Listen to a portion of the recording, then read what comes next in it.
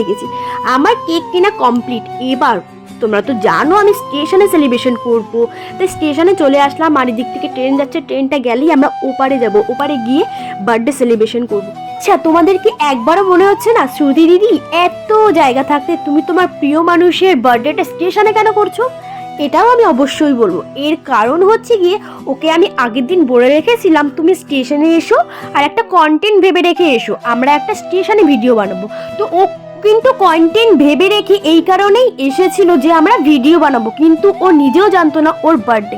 ওইদিকে দেখো আমি ওয়েট করে রয়েছি আমার প্রিয় মানুষটার জন্য। কোথায় তুমি? আরে নামো না, আমি তো ব্রিজ থেকে তাকিয়ে আছি, নিশ্চয়ই ব্রিজ থেকে নামবে, কিন্তু না, ও কোথার থেকে আমার পিছনে এসে দাঁড়িয়ে আছে ঠাকুর জানে। আরে কোথায় ছিলে তুমি, ভগবান নাকি পিছনে এসে দাঁড়িয়ে পড়লে। আর ও একটা ড্রেসও নিয়ে এসেছে, যেহেতু বলেছি আমি ভিডিও বানাবো। ও একটা সোয়েটার পরে এসেছিল আর একটা ব্লেজার নিয়ে এসেছিল, বলছে ভিডিও বানাবো, এরকম সোয়েটার পরে মোটেই ভালো লাগবে না, তাই আমি ব্লেজার নিয়ে এসেছি। আর দেখো ভগবানের কি লীলা, মানে আমরা সেম দেখো, আমরা মনে হচ্ছে ম্যাচিং করে পরে এসেছি, কিন্তু না, ও জানতো না আমি কি পরবো, আমিও জানতাম না আমি কি পরবো। তো সবাই বলছে এটা কি করে সম্ভব, পসিবলটা কি করে। আচ্ছা তোমাদেরকে বলেছিলাম না ও কিচ্ছু জানে না ওর বার্থডে, এবার তোমরাই দেখে নাও, আমি র ফাইলটা দিয়ে দিচ্ছি। বললাম না জানে না। হ্যাঁ হ্যাপি বার্থডে। কালকে ডকুমেন্টসটা দিয়েছিলাম মনে। তোমার বার্থডে তোমার মনে নেই? হ্যাঁ, এটা তো মানা উচিত না। দেখো বার্থডে, বাবুর বার্থডে ভুলে গেছে না, ওর চিন্তা। আজকে বার্থডে? হ্যাঁ দেখো আমরা মনে রাখছি। কোথা থেকে সব দিয়ে এসে সব সেলিব্রিটি মানুষ না মনে রাখে না সব। আমার বার্থডে আজকে আমার মনে। এটা মানা যায়? তুমি কিছু বলবা যার বার্থডে মনে নেই? কিছু বলার নেই, এনার আজকে বার্থডে আর আমরা সব এসছি এই দিক থেকে সেই দিক থেকে, ফটো থেকে এসছি। আর যে ক্যামেরা ধরেছে তুই কোথা থেকে এসেছিস? মেদিনীপুর থেকে এসছি। আর যার বার্থডে তারই মনে নেই। বার্থডে ঠিক আছে, তো তোমরা ওর নিজের বার্থডে নিজেই যায় না, লাস্টে ড্রাইভিং লাইসেন্স বের করে দেখছে, বলছে ও হ্যাঁ তো আজকে আমার বার্থডে, মানে কিছু বলার নেই। তাই হোক, যা হয় ভালোর জন্যই হয়। যদিও জানতো তাহলে হয়তো এত সুন্দরভাবে সারপ্রাইজ দিতে পারতাম না, ও খুশি হতো না এতটাও।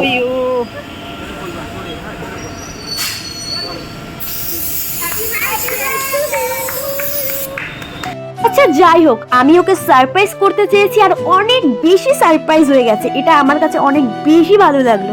আর কাউকে সারপ্রাইজ করতে পারাটা ভীষণই একটা ভালো ব্যাপার, আমার ভীষণ ভালো লাগে কাউকে সারপ্রাইজ করাটা। তো বার্থডে সেলিব্রেশন তো মোটামুটি হয়ে গেছে, আর কিছু কিছু ফটোশ্যুটও চলছে। এবার তোমাদের একটা কোশ্চেন থাকতে পারে, শ্রুতি দিদি তুমি তোমার প্রিয় মানুষের জন্য কি কি এনেছো? অনেক কিছু এনেছি, আর তার থেকেও বড় বুক বড় ভালোবাসা। আর জানো তো ও এখনো ছোট মানুষের মতন, মানে ও চকলেট খেতে খুব ভালোবাসে, তাই ওর জন্য আমি একটা চানাচুরের প্যাকেট এনেছি, এক টিফিন বাটি ওর জন্য চকলেট নিয়ে এসেছি, ও যেটা সবার প্রথমেই খুলে মুখে দিয়ে দিয়েছে। তারপরে চিকেন করেছি, তোমাদের সামনেই দেখেছো, চিকেন কষা নিয়ে এসেছি। আর সব থেকে যেটা বের করতে পারছি না, প্রচন্ড ভারী, ওটা আমি করিনি, ওটা মা করেছে।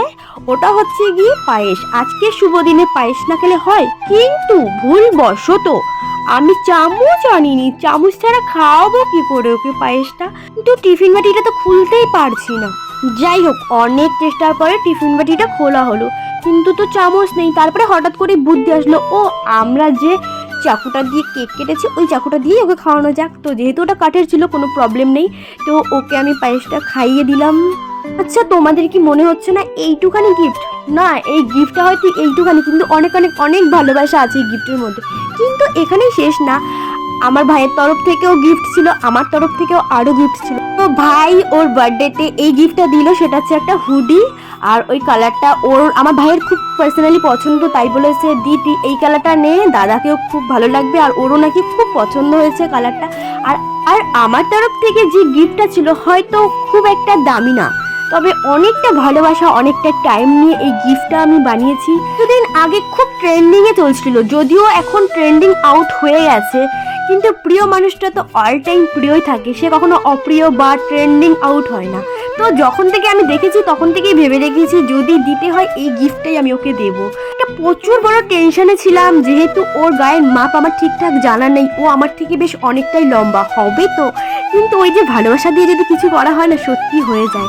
তো ওকে খুব সুন্দর লাগছিল জামাটা পরে। আর শুধু আমি বলবো না, তোমরাও বলো কেমন লেগেছিল ওকে জামাটা পরে। আর তোমরা নিশ্চয়ই বুঝে যাচ্ছ এটা কি গিফট। এক ঠিকই ধরেছো, এটা হচ্ছে সেই ক্রিসিং টি শার্ট যেটা প্রচন্ড লেভেলের ট্রেন্ডিং এ চলছিল। ঠিক আছে, তো আমি ওকে সারপ্রাইজ করতে গেলাম, উল্টে আমাকেই সারপ্রাইজ করে দিল। মানে আমি কখনো ভাবতে পারিনি আমাকে কেউ এরকম ভাবে প্রপোজ করবে পাবলিক প্লেসে। আমি অনেক হ্যাপি, কারণ এরকম একটা মোমেন্ট আমার জীবনে first time. Thank you so much প্রিয় মানুষ, থ্যাংক ইউ সো মাচ। তো এরও একটা ফুল ভিডিও আছে, আমি এর মধ্যে সমস্ত কিছু দিই। তো এই ভিডিওটা দেখতে হলে অবশ্যই ইউটিউব চ্যানেলটাকে সাবস্ক্রাইব করে রাখো। আর আমাদের অনেক সুন্দর সুন্দর ভিডিও আসতে চলেছে, যেহেতু আমার জীবনে এমন একটা মানুষ এসেছে যে আমাকে অল টাইম সাপোর্ট করে। আর এই ছিল আজকের ভিডিও। তো আমরা বাড়িতে চলে এসেছি, আর ওদের জিজু ওদের জন্য বিরিয়ানি পাঠিয়েছে, হ্যাঁ আমার জন্যও পাঠিয়েছে। তো আজকের ভিডিও এই অবধি, টাটা, টেক কেয়ার।